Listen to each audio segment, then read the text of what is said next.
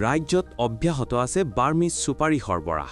বঙাইগাঁও জিলাৰ নিউ বঙাইগাঁও জংচনত সন্দেহযুক্ত বাৰ্মিজ চুপাৰীৰ বিৰুদ্ধে জিআৰপিৰ অভিযান।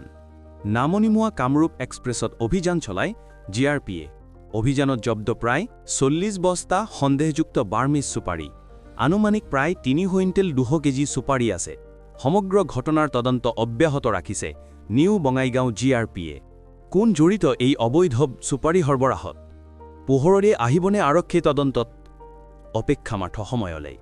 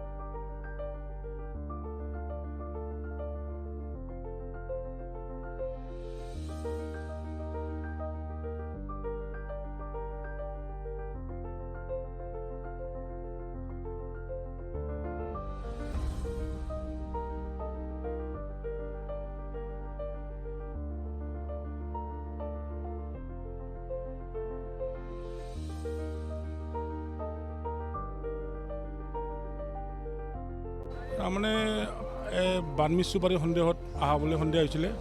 আমাক আইচি ছাৰৰ নিৰ্দেশমৰ্মে আমি এইখিনি ইয়াত নমালোঁ আৰু এইটো ডাউন কামৰূপ এক্সপ্ৰেছ। এইটো অনুমানিক 35 মান হ'ব লাগে, জনা নাই কামটো হোৱা নাই। কাৰণ এইটো ইনফৰ্মেশ্যনটো আমি ডিমাপুৰৰ পৰা আহিছোঁ বুলি সন্দেহ কৰিছোঁ।